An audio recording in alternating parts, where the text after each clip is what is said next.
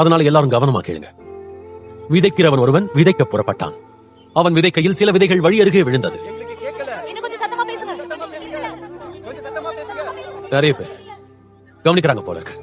பின்னாடி நகர்ந்துக்கிறேன். அதனால இன்னும் பல பேரை நம்மால வரவேற்க முடியும். மாணவர்களை தயவு செஞ்சு மக்களை பரப்பி ஒழுங்கமைத்து தூரத்துல உள்ளவங்களுக்கும் என்னோட வார்த்தைகளை கேட்க உதவி பண்ணுங்க. எங்களை உள்ள போய் அவங்க மத்தியில நாம அவரை நம்பணும் யோவான். பிலிப்போம் இங்க வரதுக்கு முன்பு தெக்கப்போலி அமைதிக்கும் ஒற்றுமைக்குமான ஒரு சொர்க்கமா இருந்ததுன்னு என்கிட்ட நீங்க சொல்ல வரீங்க. முன்னாடி அவங்க பிரச்சனையை அவங்களுக்குள்ளே வச்சுக்கிட்டாங்க. நிறுத்துங்க. எங்க அபிநகரம் 10 வருஷமா பதட்டத்துல தான் இருக்கு. யூதர்கள் எப்பவுமே பேஞ்சிருப்பாங்க எங்களுக்கு தெரியுமே. ஆனா நாங்க எங்களோட காணிக்கையை பலிபீடத்துல செலுத்த எருசலேம் வரைக்கும் போறோம். கிரேக்கர்களான உங்களை போல இல்ல. ஆனா நீங்க விட்டுட்டு போற உங்க காணிக்கைகள் பொது பீடங்களை அழுகி துர்நாற்றம் வீசிட்டு இருக்கு. நீங்க செலுத்துற காணிக்கை பிரசாதங்களை சாப்பிட்ட ஜிஎஸ் கடவுள் ஏன் கீழே இறங்கி வரலன்னு யோசிச்சிருக்கீங்க? ஒருவேளை திராட்சை ரசம் புளிச்சு கெட்டு போன காரணமா இருக்கலாம். ஒருவேளை ஜிஎஸ் ஒருவர் இல்லாம கூட இருக்கலாம். இழிவுபடுத்துற இந்த இடத்தை சேர்ந்தவங்க பெருமைப்படுறீங்களா? முதல் முறையா நீங்க தோல்வியை பார்த்த மாதிரி தெரியுது. நாசரேத்தின் இயேசுவே, நீங்க சொல்றது போல நீங்க தான் வரனா? ஏன் சிலரை மட்டும் ஊக்கப்படுத்தி மாற்றம் அடைய செய்றீங்க? மத்தவங்களை பயமுறுத்தி வெறுப்படைய வைக்கிறீங்க.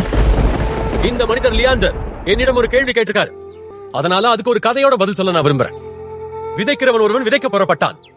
அவன் விதைக்கையில் சில விதைகள் வழி அருகே விழுந்தது. பறவைகள் வந்து அதை பட்சித்து போட்டது. சில விதைகள் அதிக மண் இல்லாத கற்பாறை உள்ள இடங்களில் விழுந்தது. மண் ஆழமா இராததினாலே அது சீக்கிரமாய் முளைத்தது. மண் ஆழமா இல்லாததுனால அது ரொம்ப சீக்கிரமா முளைச்சது. ஆனால் வெயில் ஏறின போது தீந்து போய் வேர் இல்லாமையால் அவை உலர்ந்து போயிற்று. புல் வளர்ந்து அதை நிறுத்தி போட்டது. சில விதைகளோ நல்ல இடத்தில் விழுந்து சிலது 100ஆகவும் சிலது 60ஆகவும் சிலது 30ஆகவும் பலன் கொடுத்த. சிலதற்கு காதுள்ளவன் கேட்க கடவன். சகலமும் என் பிதாவினால் எனக்கு ஒப்புக் கொடுக்கப்பட்டிருக்கிறது. யூதரே, புற ஜாதியரே, உங்கள் இதயங்களில் என்ன உணர்ச்சி ஏற்படுகிறது? தேவனாகிய பிதா உங்களுக்கு வெளிப்படுத்தப்படுகிறார். வருத்தப்பட்டு பாரம் சுமக்கிறவர்களே, நீங்கள் எல்லோரும் என்னிடத்தில் வாருங்கள், நான் உங்களுக்கு இளைப்பாறுதல் தருவேன். சாந்தமும் மனத்தாழ்மையுமாய் இருக்கிறேன்.